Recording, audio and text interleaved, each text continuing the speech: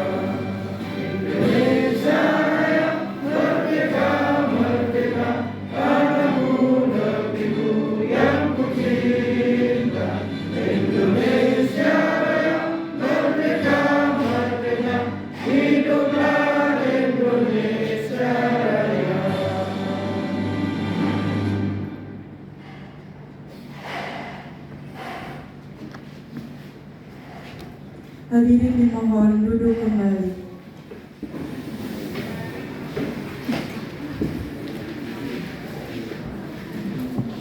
Acara selanjutnya yaitu sambutan dari Bapak DRS Haji Sentot Jamaluddin. Kepada beliau kami persilahkan. Assalamualaikum warahmatullahi wabarakatuh. Waalaikumsalam warahmatullahi Yang wabarakatuh. hormati Pak Andi beliau Kabid Perikanan dan Budidaya, yang kami hormati Ibu Dr. Hewan Nisa Hakimah, dosen ahli dari Politeknik Akademi Perikanan Sidoarjo, Bapak Ibu sekalian yang hadir pada pagi hari ini. Puji syukur kehadirat Allah Subhanahu wa taala yang telah memberikan kita kesempatan pada hari ini untuk bersilaturahim dengan keadaan sehat walafiat. Amin. Amin. Bapak Ibu sekalian, pagi hari ini di Dinas Perikanan ini mengajak panjenengan semua untuk membahas tentang infeksi penyakit ikan pada budidaya air tawar yang nanti akan dijelaskan oleh Ibu Dr. Iwan Hakimah. Karena kalau yang menjelaskan saya malah nggak benar, karena basic ilmu saya di ilmu politik, malah nabrak kalau gitu dia malah nggak kena. Makanya harus ada Bu Nisa. Kemudian nanti ada beberapa hal yang akan dikondisikan oleh Pak Kabid ya. Tadi saya konsultasi dengan Pak Kabid bahwa karena saya anggota DPR ya, pikirnya bagaimana konstituen ini mendapat apa gitu. Jadi saya tanya, saya nggak mau masuk kalau nggak ada bantuan yang akan diserahkan kepada penjaringan. Ternyata ada. Tadi saya tanya ada apa Pak?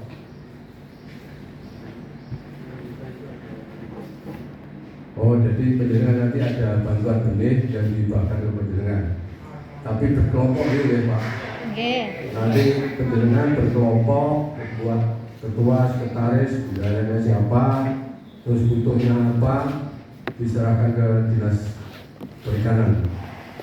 Kalau proposal penjaringan nanti diabaikan telepon saya ya. Nanti biar diambaran. Kebetulan hari ini kenapa saya minta tujuan, saya harus mimpin Banggar di kabupaten. Karena hari ini kenapa tadi saya tanya si Pak Nur Rafiq kemana, katanya Banggar. Lalu saya mimpin aku menjadi orang bisik. Dan aku dulu ini dari orang nyampokan ini. Kebetulan Pak Kabid nggak tahu kalau saya yang kesini.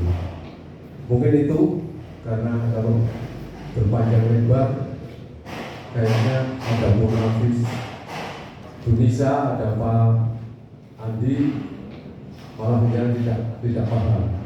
Pesan itu sekedar, kalau pesannya panjang malah bingung gitu. Kayak kampanye tuh Pak. Misalnya saya kan biasa nulis di banner saya tuh sentot gitu. Karena kalau saya pikir saya minta dukungan macam-macam malah bingung. Kan gitu ya. Kebetulan punya bukan dapil saya ya. Dapil saya di dapil 2 ini ada Ngasem, Kuncu, Atas. Oh Kujang aja ya Kujang. Kujang ada yang ada Kujang. Kayaknya ada. Belum ada deh. Pokoknya enggak seneng enggak. Terima kasih Bapak Ibu sekalian, Bu Nisa, Pak Andi. Saya mungkin tidak bisa lama karena saya bikin badan anggaran di kabupaten. Wassalamualaikum warahmatullahi wabarakatuh. Waalaikumsalam warahmatullahi wabarakatuh.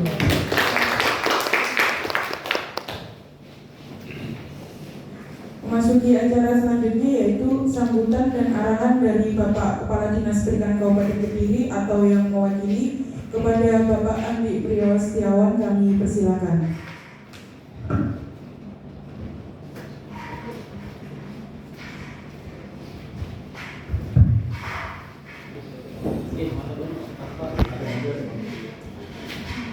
Bu, saya duluan Bapak Ibu sekalian.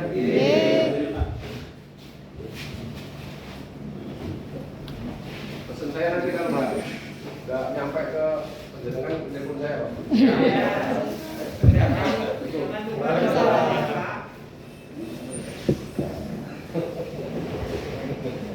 Pesannya mantap ya pesannya. Assalamualaikum warahmatullahi wabarakatuh. Waalaikumsalam warahmatullahi wabarakatuh. Alhamdulillah. Yang saya hormati Pak Haji Sempat, mungkin Wakil Ketua DPRD Kabupaten Kediri. Yang saya hormati Bu Nisa Hakimah MSc selaku narasumber pelatihan tentang hama penyakit ikan air tawar pada siang hari ini. Juga teman-teman dinas baik dari bidang perikanan budidaya maupun dari penyuluh yang berbahagia, juga teman-teman kelompok pembudidaya ikan Kediri, ada Pak Lanjut, ada dari Ngasem, dari Unjang, yang sekian berbahagia. Pertama-tama bila kita panjatkan puji kepada Allah Subhanahu wa taala karena pada siang hari ini kita masih diberi kesehatan sehingga kita bisa menghadiri acara pelatihan pada pagi sampai siang hari ini. Yang kedua, tidak lupa kita sampaikan salawat dan salam kepada junjungan kita Nabi Muhammad SAW yang telah memberikan kita tuntunan dan sutradara yang baik yang nanti kita harapkan nanti sampai bersama. Bapak Ibu sekalian, tema pada siang hari ini terkait dengan apa itu nama penyakit yang ada di ikan air tawar, karena di Kediri ini kita tidak punya laut, jadi ya teman-teman pembudidaya ini yang tergabung dalam koperkan ini sebagian besar ikannya pembenihan, ada yang pembesaran ikan air tawar maupun ikan hias. Jadi mungkin ada yang pembesaran ikan lele, ada yang ikan hias. Jadi sebagian besar itu yang tidak jadi mungkin yang sering kita alami di lapangan, mungkin kalau musim musim seperti ini mungkin selain banyak timbulnya kendala-kendala yang dihadapi di lapangan, baik yang disebabkan oleh mungkin protozoa atau seperti kadang ada bintik putih, ada mungkin bercak merah kalau bisa yang teman-teman alami, terus ikannya muter-muter itu, terus ada yang lelenya upacara ya, ada upacara itu, jadi itu masih pengamatan teman-teman itu masih sebatas pengamatan yang ada di lapangan, jadi belum sampai identifikasi di laboratorium. Tapi yang jelas di Kabupaten Kediri di dinas kita ada unit layanan mobil keliling Bapak Ibu. Kita ada namanya Semoli Ceka, mobil yang keliling yang membantu panjenengan untuk mengidentifikasi. Sementara ini yang bisa kita layani sebenarnya adalah kualitas air. Nanti bisa di panjenengan ada kendala-kendala terkait dengan mungkin airnya mungkin bau seperti itu, atau ada kendala penyakit, mungkin bisa nanti menghubungi kami di unit layanannya dinas. Itu bisa nanti lewat WA-nya unit layanan atau mungkin WA-nya teman-teman yang ada di sini. Itu nanti disampaikan, nanti kita bisa saya secepatnya, atau kalau memang ada kendala nanti kita bisa langsung ke lapangan untuk mengecek daripada kualitas air yang ada di sana. Kita biasanya ada LABO, ada amonia, ada nitrat, ada nitrat, itu yang bisa kita cek, dan kita pengecekan penyakit mungkin misalnya protozoa itu yang bisa kita lakukan di lab kita. Itu yang yang sementara ini kita bisa lakukan terkait dengan penanggulangan penyakit yang ada di lapangan, dan kedepannya harapannya juga lebih maksimal kita melengkapi fasilitas laboratorium yang ada di lab kami. Jadi mungkin harapannya nanti di pelatihan ini bisa ada transfer knowledge, transfer ilmu terkait dengan penanggulangan penyakit, terus pencegahan yang bisa dilakukan maupun pengobatan nanti yang bisa dilakukan. Mungkin itu terkait dengan penyakit. Terus terkait dengan yang disampaikan Pak Sentot, monggo Bapak Ibu yang tergabung dalam kelompok, mungkin istilahnya untuk pengajuan bantuan itu tetap harus ada mekanismenya, Jadi kalau mengajukan hibah ya harus ada proposal yang diajukan ke dinas. Jadi tetap nanti panjenengan bikin proposal, mengetahui sekretarisnya, sekretaris, ketua kelompok, mengetahui desa dan kecamatan, ditujukan ke Bapak Bupati. Jadi itu nanti diajukan kebutuhannya apa, nanti kita disampaikan ke kami, nanti kita juga akan menindaklanjuti proposal tadi sesuai dengan anggaran yang ada. Jadi yang ada di dinas yang dialokasikan oleh kabupaten. Jadi kalau nanti ya kurang ya nanti kita minta ke Pak Sintot tadi. Yang punya yang ada kewenangan anggota dewan yang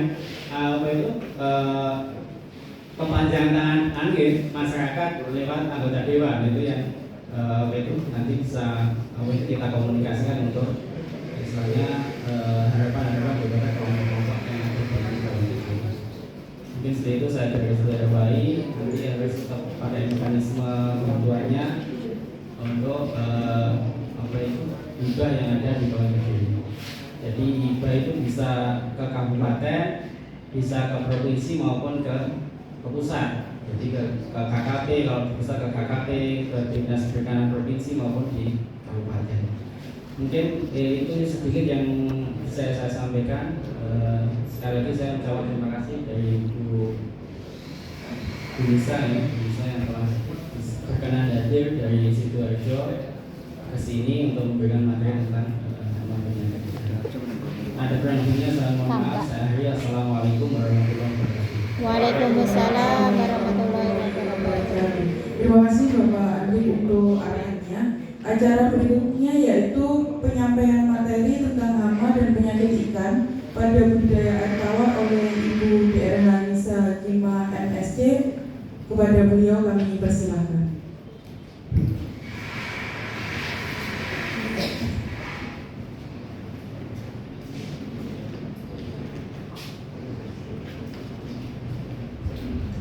Assalamualaikum warahmatullahi wabarakatuh. Waalaikumsalam warahmatullahi wabarakatuh. Mungkin saya berdiri saja Mbak.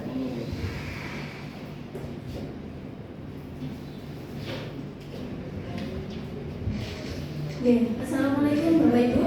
Waalaikumsalam. Sehat? Alhamdulillah. Alhamdulillah. Mungkin ini saya kesini, mungkin saya perkenalan terlebih dahulu Bapak Ibu. Saya Dr. Nisa.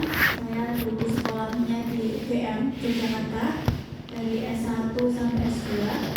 Kemudian saya bergabung di Politeknik Kelautan Perikanan Sidoarjo itu baru 3 tahun. Jadi hitungannya saya itu masih dosen junior, jadi masih perlu banyak belajar.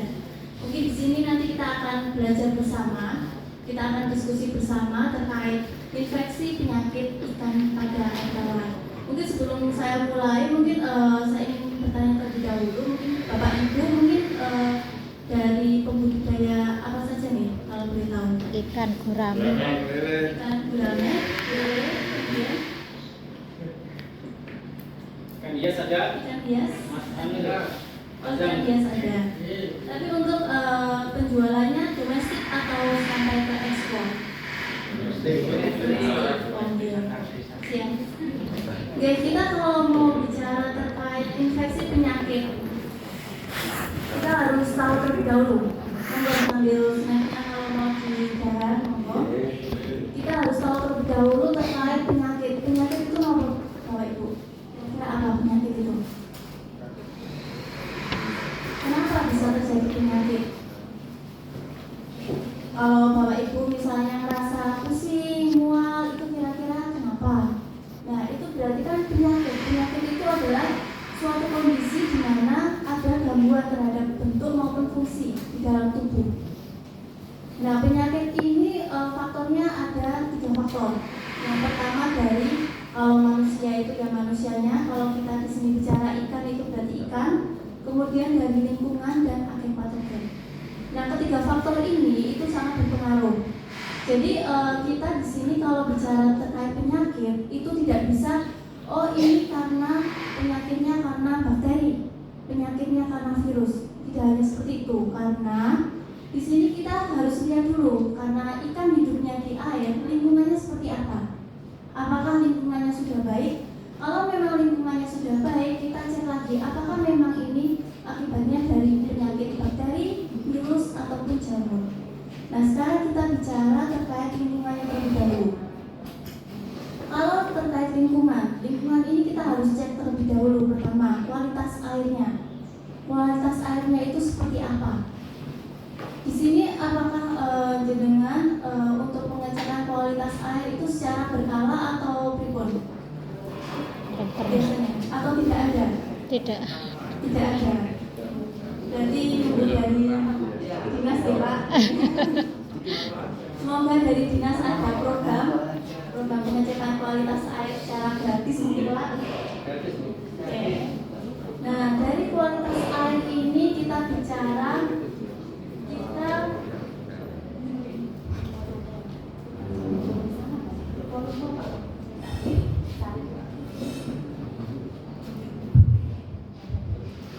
tes.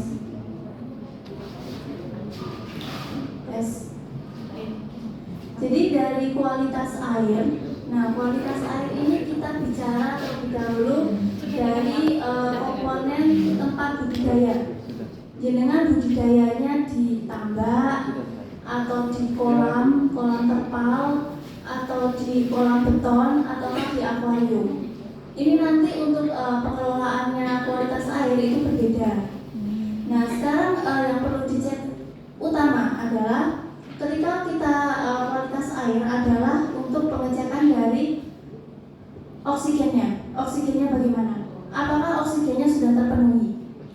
Kalau dari pengecekan itu oksigen itu, kalau misalnya oksigen itu di angka 3 ppm, itu ikannya sudah masih bisa hidup, cuma nafsu makannya dia sudah mulai turun. Ketika nafsu makan turun, ikan pasti akan stres. Dari stres itu, ikan akan lama-kelamaan itu akan terserang penyakit. Kalau misalnya ikan itu tidak stres, seperti Bapak Ibu, kalau di rumah, wah istri saya belanja ini, belanja itu stres, mikir, padahal awalnya nggak sakit nih, terus jadi kepikiran, terus jadi, waduh, mumet di ginasku, nah gitu kan. Nah itu lama-lama sakit, sama seperti dengan ikan juga seperti itu, lama-kelamaan sakit. Makanya gimana caranya? Ketika misalnya suhu di air itu normalnya itu adalah di 26 sampai 28 derajat Celcius. Mungkin nanti Bapak Ibu bisa ngecek untuk pembelian tes kit itu sebenarnya nggak terlalu mahal Bapak Ibu. Mungkin sekitar 200 sampai 300 itu untuk 60 uji. Mungkin kalau misalnya Bapak Ibu punya budidaya, itu lebih baik jenengan punya tes kit sendiri supaya bisa tahu bisa mengkontrol kondisi dari masing-masing. Saya tadi suhu. Ketika suhu meningkat itu pasti oksigennya akan turun. Padahal si ikan itu butuh oksigen. Nah, ketika oksigennya turun, si ikan stres. Nah, ketika suhu meningkat itu pH juga meningkat. Nah, ketika suhu dan pH meningkat, itu amonia yang dia sebagai racun itu juga bisa meningkat. Nah, dari kondisi tersebut itu makin membuat si ikan itu makin stres. Nah, padahal sebenarnya di dalam air itu ada namanya agen patogen yang dia itu sebenarnya bukan patogen, dia sebenarnya memang normal di dalam air. Cuman karena si ikannya ini stres, itu lama-kelamaan dia bisa menyerang si ikan karena imunitas dari si ikan itu rendah. Itu bisa dipahami boten nggih? Cepat boten nggih? Boten. Nah, kemudian bagaimana cara kita menanggulanginya? Yang pertama adalah kalau Bapak Ibu punya tambak atau tempat budidaya itu air yang tidak mengalir, kalau bisa itu dilakukan penggantian air secara berkala. Kemudian oksigennya itu dengan pemberian aerator, aerasi, supaya tetap oksigennya tetap banyak walaupun suhunya dia meningkat. Tapi kalau oksigennya agak banyak itu lebih terbantu dibandingkan suhu di lingkungan sudah mulai meningkat, kemudian oksigennya kurang, itu nanti runtutannya itu panjang seperti yang saya jelaskan tadi. Oke, itu dari lingkungan. Sekarang dari lingkungan itu tidak hanya kualitas air, kita bicara terkait hama. Mungkin bisa lanjut Pak, mohon izin. Nah, hama itu ada berbagai macam hama. Yang pertama itu ada predator, kemudian ada kompetitor, ada perusak, dan ada karya. Yang pertama dari predator. Predator ini biasanya sering menyerang budidaya yang langsung di lapangan, yang bukan di dalam rumah. Nah itu yang biasanya yang disebut predator itu ada katak, ada burung, kemudian ada ular. Nah cara nanggulanginya gimana? Nah cara nanggulanginya kalau ular tetap harus dicari ularnya, dimatikan, nggak bisa dengan obat, nggak bisa. Nah kemudian kalau untuk kompetitor ini adalah contohnya adalah ikan mujair. Kenapa ikan mujair itu bisa menjadi kompetitor? Karena ikan mujair ini perkembangbiakannya sangat cepat. Ketika perkembangbiakannya si ikan mujair ini cepat, dia akan mengambil oksigen yang ada di lingkungannya sehingga si ikan yang utamanya harusnya ada di situ jadi kekurangan oksigen. Gitu. Jadi oksigennya diambil oleh si ikan mujair. Kemudian si ikan mujair juga persaingan pakan. Si ikan mujair dia lebih rakus daripada ikan-ikan yang misalnya tadi gurame, kemudian biasanya nila, itu lebih rakus ikan mujair. Kemudian dia juga nanti lama-kelamaan dia akan merusak habitatnya, habitat dari lingkungan. Akhirnya yang berkembang di wilayah itu, di tangga itu, di tempat budidaya itu adalah kebanyakan ikan mujair, ikan emasnya, ikan nilainya, ikan gurame itu habis. Itu. Kemudian perusak. Nah perusak ini biasanya kepiting bisa menyebabkan kebocoran. Nah terus ini yang saya garis bawah ini yang karier. Karier ini maksudnya seperti apa? Karier ini maksudnya seperti contohnya adalah siput. Siput ini dia tidak sebagai kompetitor ataupun predator. Namun siput ini membawa penyakit. Jadi dia tidak sakit tapi dia hanya membawa penyakit. Nah penyakit itu ketika misalnya dia bawa kemudian terkena si ikan yang sehat, lama-kelamaan yang tadi awalnya ikan yang sehat itu bisa terkena penyakit karena dibawa oleh si siputnya ini. Contohnya adalah parasit. Parasit yang biasanya dengan kenal Arbulus, pernah tahu? Yang biasanya itu parasit yang ada di dalam insang. Mungkin kalau secara kasat mata tidak kelihatan Bapak Ibu. Jadi kelihatannya itu kalau dilihat secara mikroskop. Arbulus, Gyrodactylus itu dia dibawa oleh si siput. Nah, terus kita lanjut. Nah, lalu apa aja penyakitnya? Tadi kita sudah bicara terkait lingkungannya, kemudian hamanya itu bagaimana. Nah, sekarang kita bicara tentang agennya. Agen penyakit itu sebenarnya ada dua. Yang pertama infeksius, yang kedua adalah non-infeksius. Yang infeksius itu disebabkan oleh dari bakteri, virus, kemudian dari jamur, dari parasit, itu yang infeksius. Nah kemudian yang non-infeksius itu yang seperti apa? Non-infeksius itu contohnya misalnya tadi dari lingkungan. Misalnya salah satu contoh adalah ketika salah penanganan.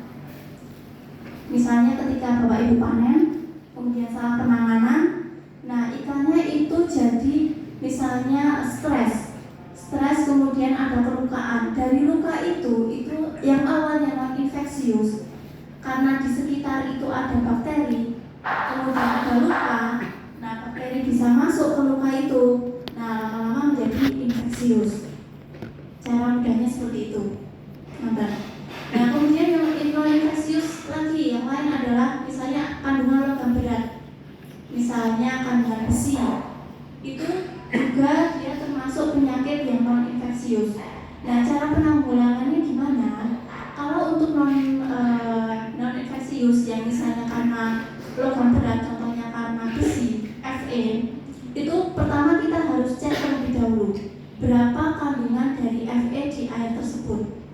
Ketika kita sudah cek, bisa kita dengan menambahkan EDTA. Mungkin Bapak bisa beli di depo-depo obat EDTA untuk menambahkan ke dalam air tersebut.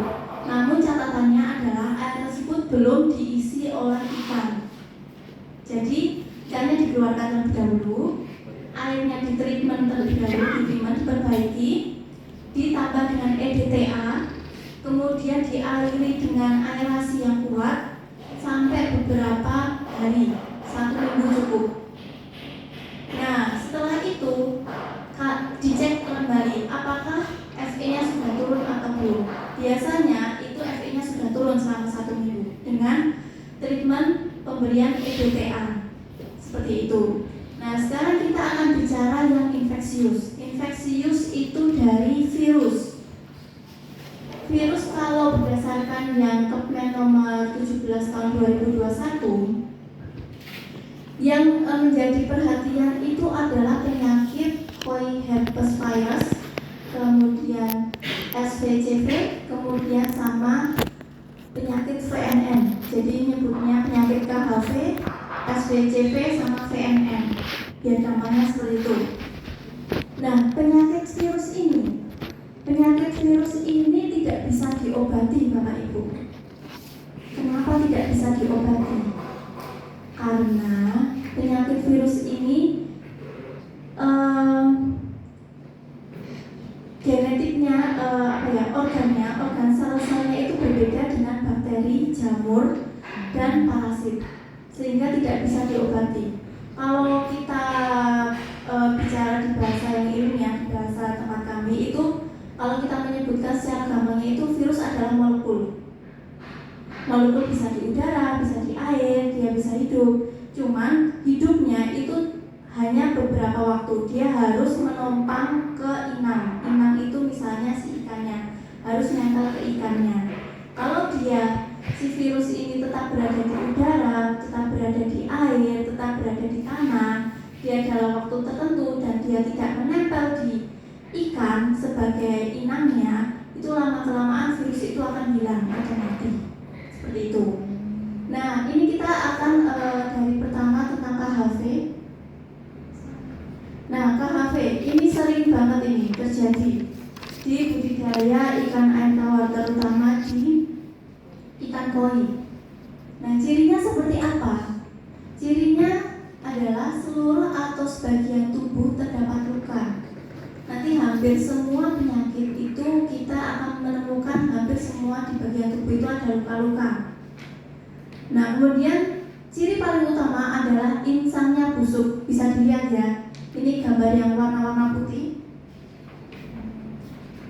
Ini insangnya dia busuk. Di bagian ini insangnya busuk. Ini insangnya juga busuk. Berbeda ya warnanya ya. Yang satu yang busuk sama yang dia masih segar. Nah, ciri pertama adalah insangnya busuk. Kemudian matanya dia itu adalah cekung. Kemudian tubuhnya dia membengkok dan berenang tidak menentu. Mungkin nanti ketika menemukan beberapa penyakit juga akan menemukan ketika berenang itu tidak menentu. Jadi tidak selalu ciri tersebut adalah ciri dari virus. Tapi ciri yang paling utama adalah terletak di insangnya busuk. Ketika insang busuk, kemungkinan besar itu adalah infeksi dari koi herpes virus. Tapi ini perlu pengecekan lebih lanjut ke laboratorium. Nah, lalu untuk penularannya bagaimana? Penularannya itu di air. Nah, ternyata di air itu si virus ini bisa bertahan selama 4 jam di air.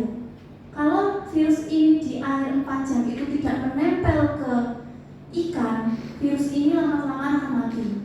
Hanya saja virus ini pintar, dia masuk ke dasar, masuk ke sedimen. Sedimen ini tanah di dasar. Di dalam tanah dia bisa bertahan selama lebih dari 1 tahun. Nah, dari sini berarti harus ada pengelolaan dari lingkungan airnya. Caranya seperti apa? Yang pertama, kalau misalnya terinfeksi oleh KHV, cirinya kalau misalnya terinfeksi virus itu kematian massal. Jadi kematiannya sangat cepat. Kalau terinfeksi oleh bakteri itu kematiannya hari ini 2, besok nambah lagi, besok nambah lagi. Kalau virus itu hampir serentak dalam waktu yang cepat. Itu ciri dari penyakit virus. Nah, lalu pengelolaannya bagaimana? Pengelolaannya kalau misalnya sudah terkena virus, itu dikuras terlebih dahulu. Dikuras, kemudian kita keringkan kolamnya, kemudian kita beri kapur. Kita beri kapur selama 1 minggu. Setelah kapur kemudian kita bilas, kita isi dengan air yang baru. kita diamkan terlebih dahulu. Jangan keburu diisi oleh ikannya. Seperti itu. Nah, kalau udah terkena penyakit KHV itu bagaimana? Yang pertama, cara paling simpel adalah menaikkan suhu. Menaikkan suhu dari lingkungan di 28 sampai 30. Kenapa? Karena di suhu 28 sampai 30 itu virusnya tidak mampu hidup. Jadi virus tidak suka di suhu 28 sampai 30. Virus ini sukanya di suhu sekitar 13 sampai suhu 26. Itu paling suka virus hidup di situ. Makanya cara utama yang pertama adalah kita naikkan suhunya terlebih dahulu. Naikkan suhunya bagaimana? Tadi kan kita penjelasan yang pertama, ketika suhu naik, oksigen akan berkurangan. Nah, ketika kita menaikkan suhu, jangan lupa aerasinya juga ditingkatkan supaya tidak kekurangan oksigen. Itu cukup selama 1 minggu kita treatment. Nah, namun kita kalau misalnya kondisinya sudah parah, itu tidak bisa kami selamatkan karena ini virus.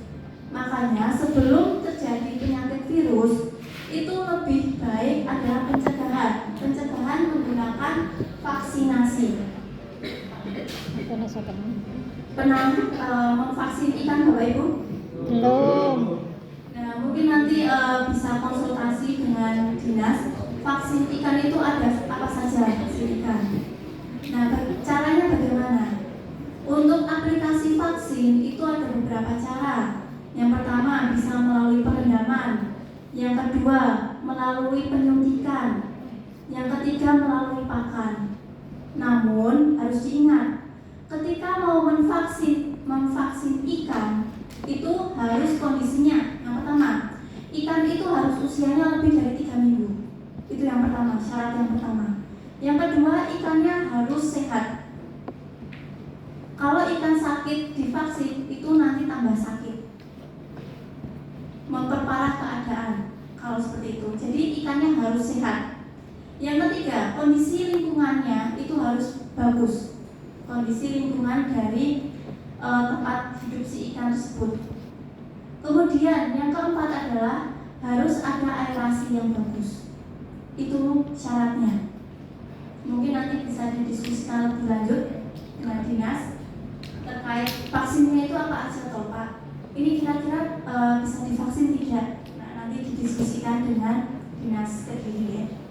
Nah, lalu penambahan imunostimulan. Imunostimulan itu apa Bapak Ibu? Imunostimulan itu senyawa yang dapat meningkatkan imunitas dari tubuh. Nah, imunostimulan ini bisa didapat dari apa?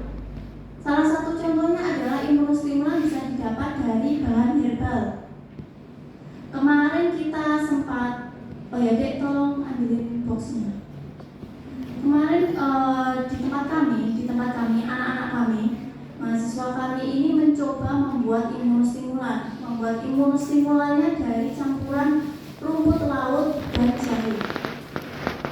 Kenapa campuran rumput laut dan jahe? Ternyata rumput laut dan jahe itu dia bisa meningkatkan imunitas dari tubuh supaya si ikan ini tidak terserang oleh penyakit. Nah, imunostimulan ini kita bentuk dalam bentuk pelet. Namun untuk pelet yang kita buat masih pelet dalam bentuk tenggelam, karena alat yang kita punya belum bisa membuat pelet dalam bentuk yang terapung. Nah, lalu kalau untuk jenengan-jenengan ini bagaimana? Di depo-depo ikan sudah banyak untuk seperti feed additif atau untuk menambah daya tahan tubuh ikan. Itu banyak, mereknya ada booster, ada banyak. Jenengan bisa membeli di depo ikan untuk penambah daya tahan tubuh apa? Biasanya dicampur dengan pakan. Nanti dicampur dengan pakan, kemudian nanti setelah dicampur nanti ditambahkan prokol. Prokol itu untuk merekatkan supaya si vitamin-vitamin tersebut itu tidak hancur ketika di dalam air.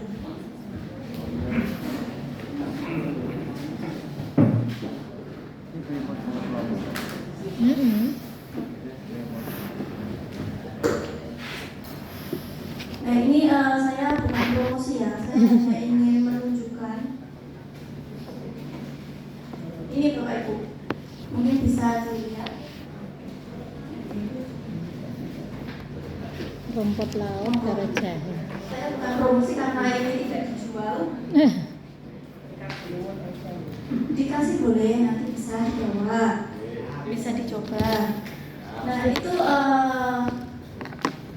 itu inovasi dari taruna kami. Jadi membuat pelet yang dia ada kandungan rumput laut sama jahe. Dan ternyata setelah kami coba, kita uji coba secara laboratorium, ternyata untuk ikan yang diberikan pakan tersebut, dia daya tahannya lebih kuat dibandingkan ikan dengan pakan yang komersial. Komersial itu yang dari pabrik, gitu. Hanya saja untuk kami masih dalam bentuk pakan yang tenggelam. Oke, bisa kita lanjut ya Bapak Ibu. Nah, kita lanjut ke yang kedua. Nah, yang kedua ini SPCV.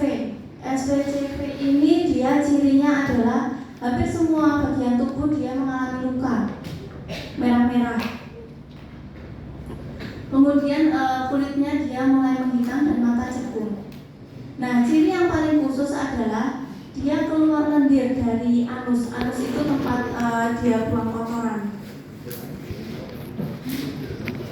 Nah, lendir ini dia sebagai penularan dari virus ini.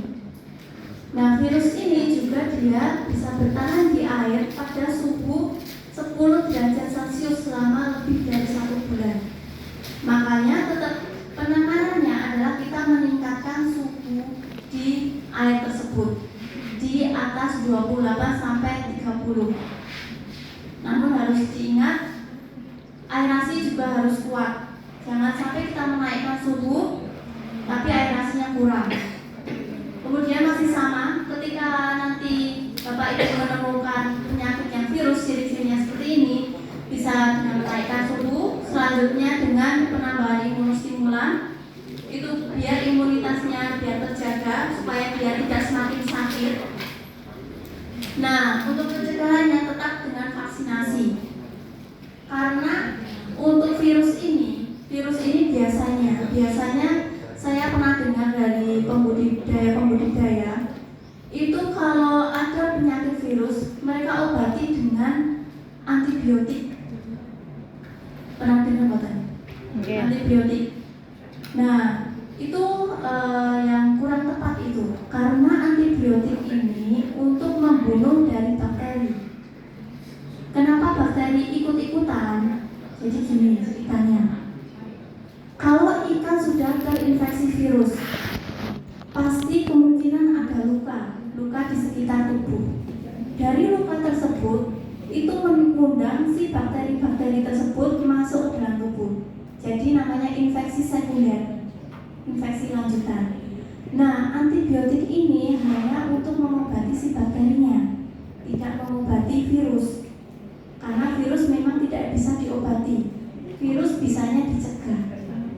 Nah, kenapa pemberian antibiotik ini bisa meringankan beban sakitnya dari si ikan tersebut? Karena dia sudah berkurang dari sakit sekundernya, sudah sembuh nih. Oh, si bakterinya sudah hilang, berarti tinggal mengobati si virus. Si virus itu bisa diobatinya hanya dengan peningkatan daya tahan tubuh terus menerus. Seperti kemarin, ya dengan sakit COVID. Kan sakit COVID hanya bisa disuplai dengan minum susu, kemudian makanan-makanan yang enak, jangan stres, jamu, seperti itu. Tidak ada obatnya, hanya bisa divaksin ketika jenengan-jenengan itu sedang sehat, sama tadi dengan ikan. Dilanjut bisa. Nah, ini ada penyakit lain yang sering ditemukan. Ini namanya VNM. Nah, ini cirinya bagaimana? Ciri yang utama adalah kematian di larva. Jadi banyak menyerang di ikan-ikan saat kecil, saat larva. Kematian di larva. Kemudian kalau ikannya sudah besar, itu ciri utamanya bagaimana? Itu ada gelembung benangnya bengkak. Gelembung benang itu yang bagian ini, Pak. Nah, bagian ini bengkak. Nah, lalu ini caranya bagaimana untuk mengobatinya? Penanganannya itu dengan mengurangi kepadatan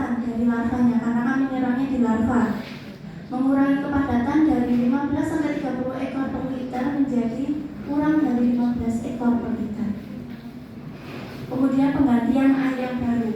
Nah, untuk penggantian air yang baru ini harus diingat, air yang lama jangan langsung dibuang ke selokan karena bisa jadi itu merusak dari menulari di tambahan yang lain atau di budidaya yang lain.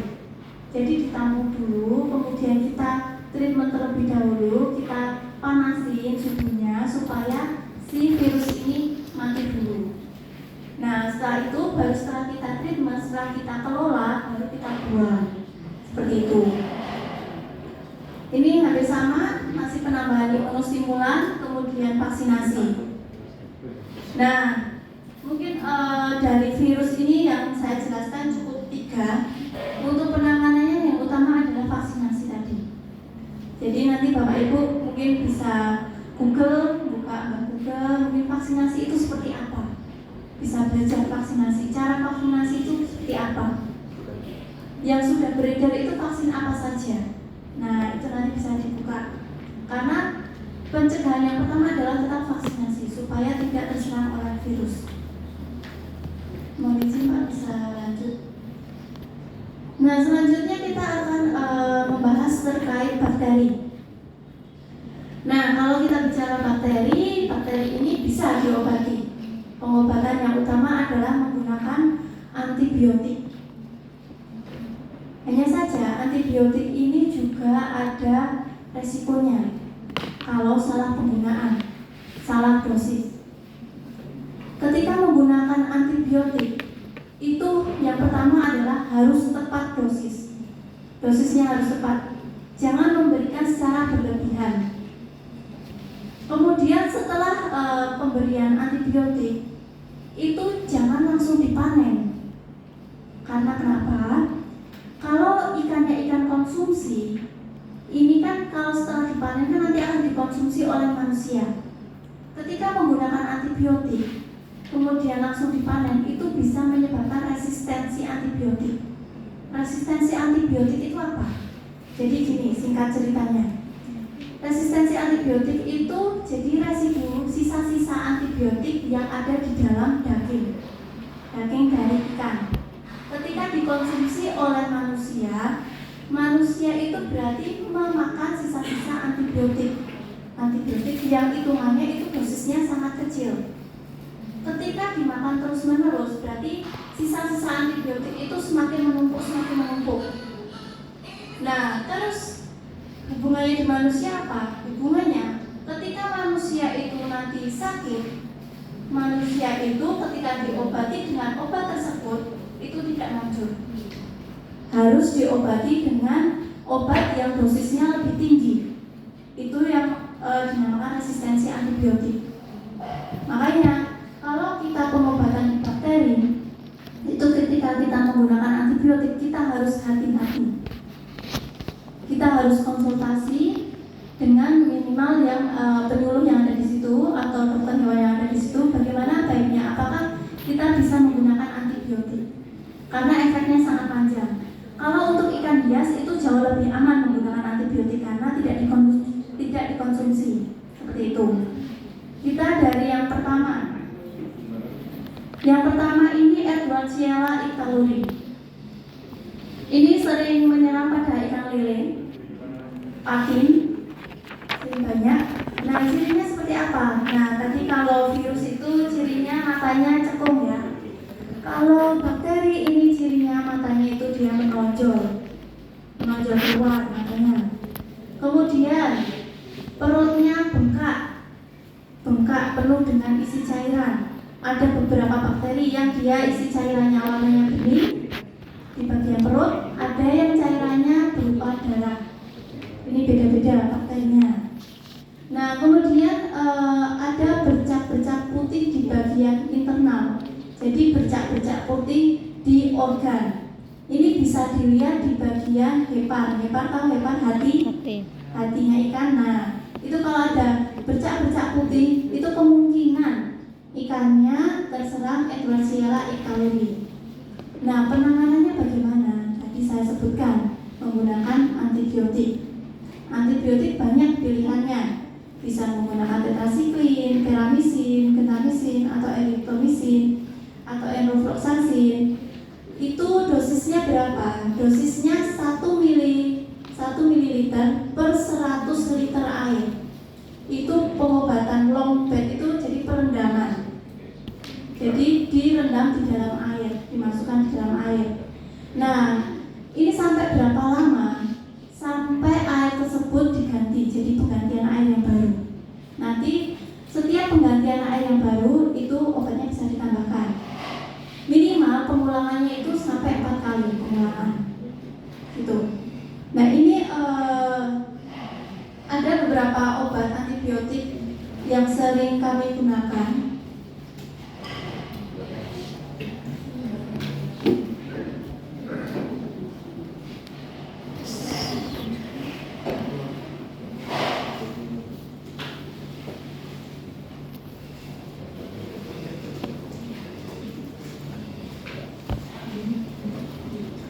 Nah, di sini obat-obat yang sering kami gunakan itu dari Boster, dari perusahaan Boster. Ini kita menggunakan Imbrofloc, ini antibiotik. Di sini sudah ada dosisnya, sudah ada caranya bagaimana. Ini gampang, ini bentuknya cair. Kemudian kalau ini ciprofloxacin, jenis antibiotik, dia juga sudah terstandar oleh KKP. Ini juga sudah terstandar oleh KKP. Nah, ini sudah ada caranya. Kalau yang ini bentuknya serbuk. Serbuk nanti tinggal dimasukkan ke dalam air. Nah, airnya harus dihitung berapa liternya. Cara menghitungnya gimana? Kalau akuarium berarti kan mengkali tinggi, panjang, lebar dari airnya. Volume. Oke, kemudian ini kita menggunakan amoxel. Kita juga menggunakan amoxel yang sering kita gunakan. Ini produknya dari Hapsarokoi. Ini kalau yang produk ini belum terstandar KKP. Yang sudah terstandar KKP itu yang dari Boster. Nanti bisa Bapak Ibu cari di depo ikan. Itu banyak. Nah, kemudian kita lanjut.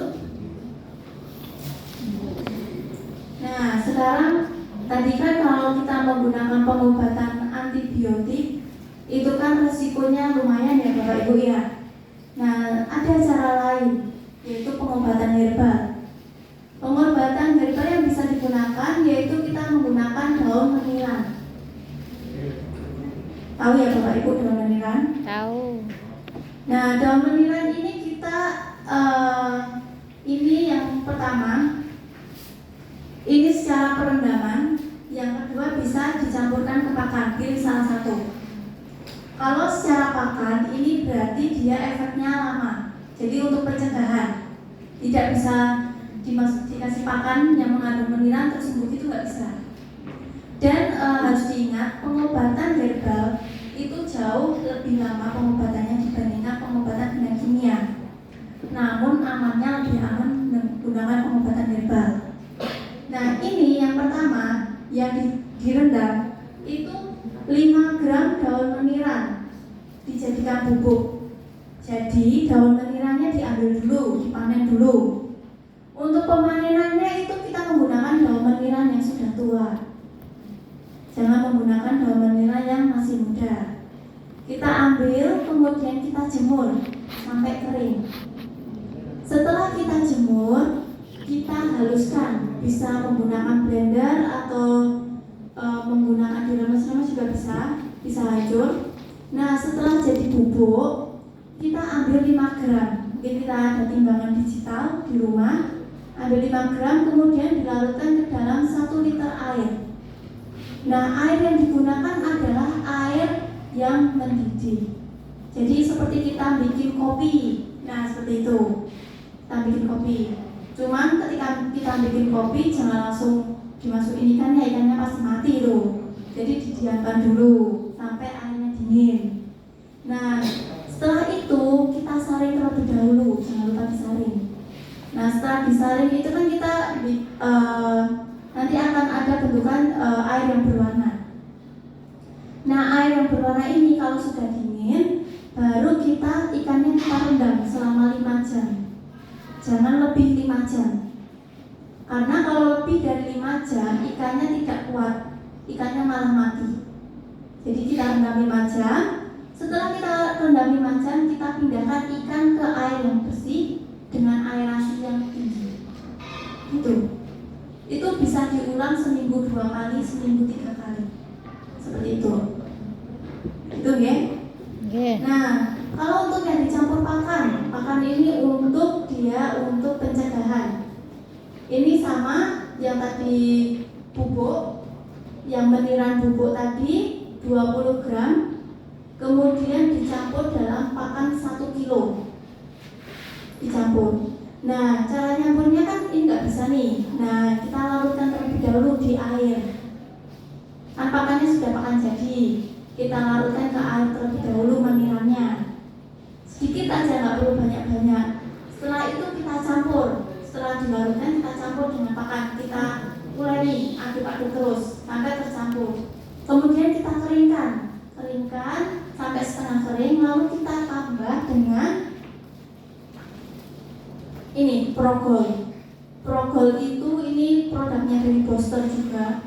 Dia sebagai perekat pelet supaya si menirannya itu tidak lepas ketika kita tabur ke air. Kita kasih pakan ikan supaya di air itu tidak lepas, jadi tetap dekat di dalam peletnya. Gitu. Bisa nanti dicari ini namanya progol. Nah, setelah nanti untuk tahapan yang progol ini, itu caranya di sini 5 gram progol per kilogram pakan dilarutkan di 125 ml air. Sudah ada tahapannya di sini. Nah, tadi kan setengah kering ya tadi ya, setelah dicampur meniran ya. Kemudian kita campur sama progol, kita campur lagi, kemudian kita jemur lagi sampai benar-benar kering. Supaya tidak ada jamur yang tumbuh di situ. Kalau ada jamur yang tumbuh di situ, biasanya jamur aflatoksin. Itu juga berbahaya untuk ikan ketika dimakan. Itu. Sampai di sini mungkin ada pertanyaan dulu mungkin. Daun menirannya yang tua juga. Iya, yang tua juga. Jangan yang muda. Ribon? Aerasi. Aerasi itu aeratobo. Lekutuk. Itu aerasi.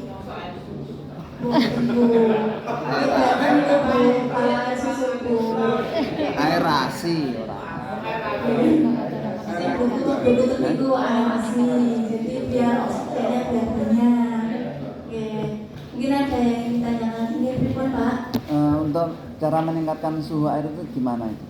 Nah, kalau untuk meningkatkan suhu, kalau kita di tambakan yang luas itu kita susah ya untuk meningkatkan. Kalau kita di kolam-kolam yang kecil itu kita bisa beli namanya heater. Jadi ada alatnya, alat untuk memanaskan, menaikkan suhu.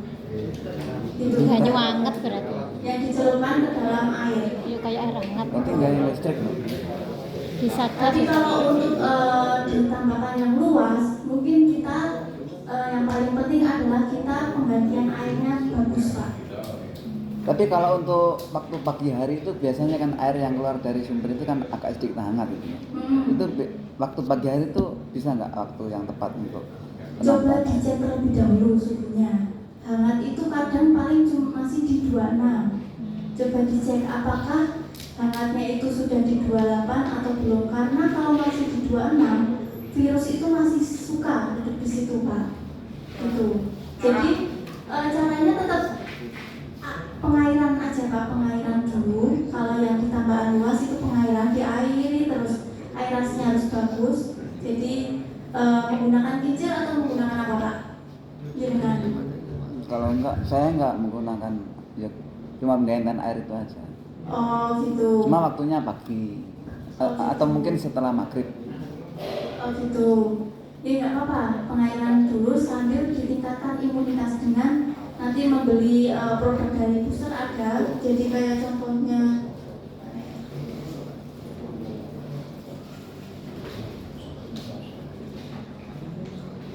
ini ini ada protop nanti bisa dicampur di pakan. Jadi kita tingkatkan imunitasnya.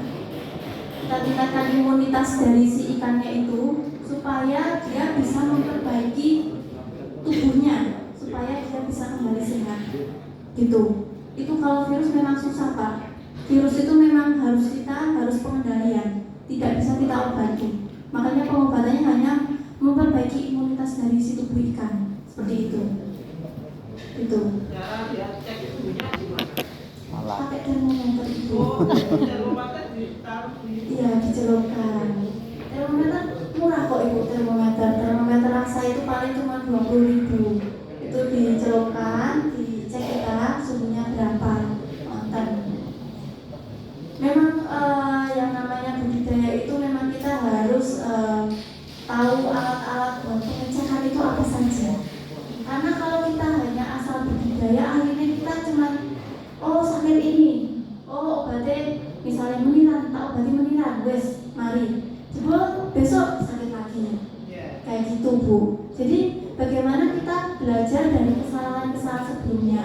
Kalau sudah ada sakit, mari kita coba beli misalnya test kitnya, beli termometer, biar kita bisa ngecek kondisi airnya bagaimana, supaya kita bisa kira-kira ini airnya sudah bagus, kualitas airnya sudah bagus, berarti memang ini ada agen penyakit ini, bukan dari airnya gitu. Kalau misalnya kita tidak peduli dengan lingkungannya, kita tetap akan terjebak. Ini penyakitnya karena penyakitnya, padahal belum tentu. Bisa jadi karena airnya itu yang buruk, seperti itu. Artinya untuk meningkatkan suhu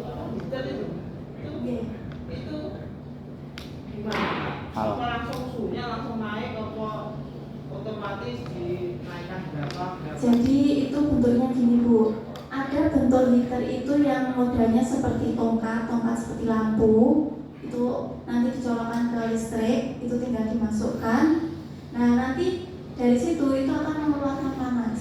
Nah panas itu yang nanti akan meningkatkan suhu, seperti itu. Nah tapi memang untuk heater ini itu memang bisa digunakannya hanya di kolam yang ukurannya yang tidak terlalu besar. Karena kalau yang ukuran kolam yang terlalu besar itu butuh heaternya banyak, gitu Bu. Mahal pada? Kalau mahalnya kemarin saya beli ya cukup sih Bu, lumayan 100 ribuan Bu, 100 ribu. Ya kalau untuk pembudidaya mungkin terjangkau itu karena omsetnya lebih dari itu. Ya, terima Bu. Zaman mengatasi bakteri ini disasan yang sakit apa menyeluruh satu orang? Begini Bu. Jadi ketika kita mengobati untuk bakteri, kalau virus satu kolam sakit, kemungkinan semua akan terjangkit virus tersebut. Cuman kalau bakteri, satu ikan sakit belum tentu yang ikan yang di ujung sana itu sakit. Jadi kalau untuk bakteri, betul kata Ibu, jadi kita pisahkan, namanya kita karantina, kita pisahkan ke kolam yang lain, baru kita obati ikan yang sakit tersebut. Cuman kalau kematiannya sudah lebih dari sekitar 30%, itu berarti kemungkinan satu kolam itu sudah terjangkit penyakit tersebut. Jadi kita obatinya satu kolam, gitu. Jadi tergantung dari tingkat penyakitnya itu. Ya? Ada lagi? Kalau belum saya lanjut dulu. Saya lanjut ya, Bapak Ibu. Nah, ini adalah penyakit yang paling sering menyerang ikan, terutama ikan air tawar. Ada dua jenis, Aeromonas hydrophila sama Aeromonas salmonicida. Yang dia memang dia flora normal atau dia yang memang hidup di dalam air itu adalah Aeromonas hydrophila. Dia memang normal hidup di dalam air. Ketika kita cek air, kemungkinan besar pasti ada Aeromonas hydrophila. Nah, bedanya apa dengan Aeromonas salmonicida? Aeromonas hydrophila itu si ikan bisa terserang penyakit Aeromonas hydrophila ketika dia dalam kondisi yang imunitasnya rendah, kemudian ketika dia stres. Jadi yang awalnya tadi yang saya jelaskan pertama, yang awalnya dia bakteri yang non patogen, dia menjadi patogen, jadi ganas. Yang awalnya dia nggak ganas, jadi ganas karena ada inang yang dia tempat yang bagus karena imunitasnya rendah dan ikan itu stres. Nah, kalau Aeromonas salmonicida, baik itu ikan stres maupun ikan dia sehat, dia tetap menyerang. Seperti itu. Nah, lebih ganas mana? Lebih ganas yang Aeromonas salmonicida. Nah, Aeromonas salmonicida ini gejala klinisnya apa? Ini luka-luka, hampir luka, di semua tubuh itu luka. Kemudian dia exophthalmos itu jadi matanya bengkak, mentolo. Bahasanya sama nggak ya? Mentolo atau apa ya? Mendulu. Nah, terus perutnya bengkak. Perutnya bengkak ini biasanya itu isi cairannya adalah darah. Karena bakteri ini dia suka masuk ke sistem peredaran darah. Ketika masuk ke sistem peredaran darah, semua organ di dalam tubuh pasti kena terserang. Jadi banyak pendarahan di sini. Nah, penularannya itu bagaimana? Penularannya lewat kotoran yang pertama. Kemudian kalau lewat dari induk ke anak itu sangat jarang. Jadi paling utama adalah lewat kotorannya. Atau dari ikan yang sakit ke ikan yang sehat. Penularannya seperti itu. Kemudian penanganannya seperti apa? Penanganannya yang pertama adalah penambahan air atau penggantian air. Penggantian air terlebih dahulu. Terus setelah air diganti, itu baru diobati dengan antibiotik. Diobati dengan antibiotik sama, bisa menggunakan enrol segala macam, dosisnya juga sama. Nah, terus kalau bisa lanjut Pak. Nah, untuk yang headbandnya apa? Beda sama yang tadi, yang Edwardsiella tadi. Kalau yang ini bisa menggunakan daun jambu biji. Mudah loh Pak, nanti dicari. Kemudian daun kamboja putih. Bisa juga dengan menggunakan temulawak. Nah, kalau yang daun jambu biji gimana? Ini daunnya 2 gram. 2 gram ini dalam bentuk tadi, dalam bentuk yang sudah kering serbuk. Jadi dikeringkan terlebih dahulu daunnya, kemudian dibikin serbuk, di blender. Nah, setelah itu dilarutkan ke dalam 5 liter air. Sama, airnya menggunakan air yang mendidih. Sama. Kemudian setelah itu disaring. Setelah disaring, ikannya direndam selama 48 jam atau 2 hari. Caranya sama, setelah direndam 2 hari, ikannya dipindahkan ke air yang bersih dengan aerasi yang tinggi. Ya, bukan air asi ya, Bu. Aerasi. Nah, ini nanti salah kaprah ini, aerasi sama air asi itu beda. Oke, kita lanjut. Untuk yang daun kamboja putih. Nah, daun kamboja putih ini kita tidak perlu jemur. Jadi kita pakai yang segar. Kita tetap ambil yang tua. Semua ambil yang tua ya. Daun jambu biji juga ambil yang tua. Ini yang kamboja putih, daun kamboja putih ini yang segar kita ambil 10 kilo. 10 kilo kemudian kita cacah sampai sedikit halus. Kemudian kita tebar ke kolam. Luasannya 100 meter kubik selama 3 hari. Setelah 3 hari kita saring dan kita ganti air yang baru. Nah, jadi di sini nanti bisa ada pilihan kalau misalnya Bapak Ibu punya kolam yang luas, lebih baik mending menggunakan yang daun kamboja. Kalau punya kolam yang kecil bisa menggunakan yang daun jambu. Nah, terus kalau misalnya ikan hias ini kan ada beberapa ikan hias itu yang dia nilai ekonominya tinggi. Nah, itu bisa ikan hias yang sakit tadi dipisahkan terlebih dahulu. Dipisahkan, kemudian kalau Bapak Ibu punya temulawaknya diparut. Nah, setelah diparut, dioleskan di bagian yang luka-luka. Jadi tadi itu kalau terkena penyakit Aeromonas, itu ada borok-borok di tubuhnya. Nah, caranya itu dioleskan di bagian borok-borok luka tadi, ditempelkan. Nah, ini ternyata taruna kami juga punya inovasi terkait yang menggunakannya bukan temulawak, tapi menggunakannya kunyit. Itu mungkin Dek bisa dijelaskan. Jelaskan produknya seperti apa, Dek, yang mau dibuat. Jelaskan dikit.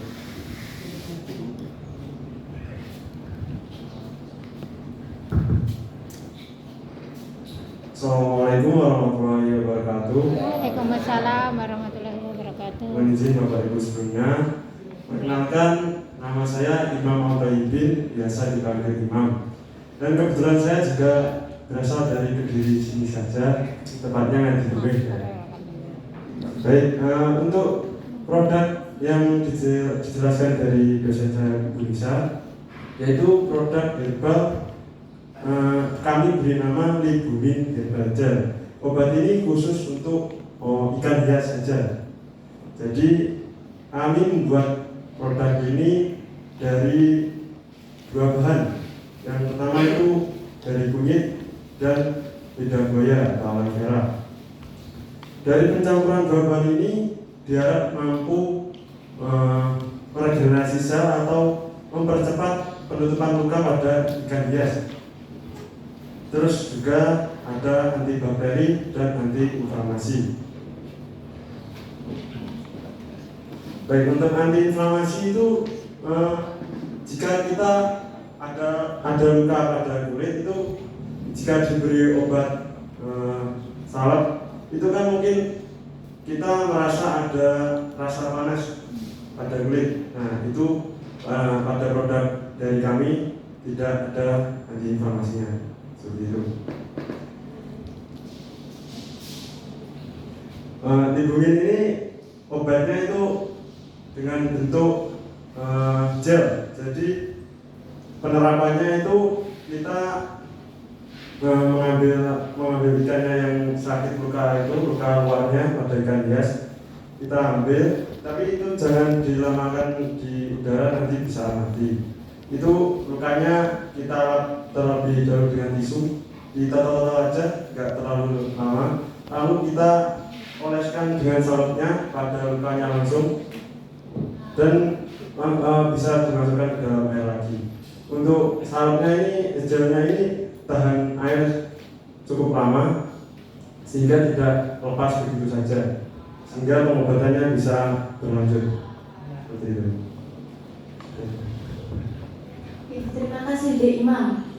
Jadi tadi inovasi dari taruna kami. Jadi kalau di sini kan tadi rimpangnya temulawak kan diparut, kemudian dioleskan, diborok. Ketika dimasukkan ke air, otomatis kan itu pasti akan lepas kan, akan larut di air. Nah, di sini taruna kami punya inovasi, dibuat dalam bentuk gel.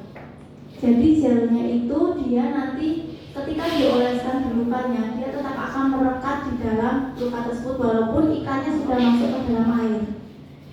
Cuman untuk gel yang namanya gel, ketika di dalam air lama-kelamaan akan larut. Nah, ini akan bertahannya hanya sekitar 30 menit sampai 1 jam. Jadi dalam satu hari itu pengulangan untuk penggunaan gel tersebut itu sekitar 3-5 kali. Namun masih dalam proses pengembangan produknya. Doakan saja mungkin nanti bisa lanjut, bisa lolos untuk festival, bisa juara. Nah, ini ya Bapak Ibu, kita lanjut coba. Nah, untuk penyakit selanjutnya yaitu Streptococcus agalactiae. Ini sebenarnya ada 2 Streptococcus. Yang pertama, Streptococcus agalactiae itu sering menyerang ke ikan-ikan air tawar. Kalau Streptococcus inae itu dia sering menyerang ke air yang laut, ikan-ikan air laut. Nah, ini saya akan bahas yang Streptococcus agalactiae.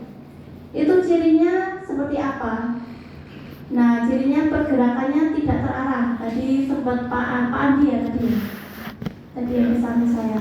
Nah, Pak Andi sempat cerita tadi banyak kendala kalau dia di ikan-ikan jenengan itu berenangnya tidak beraturan.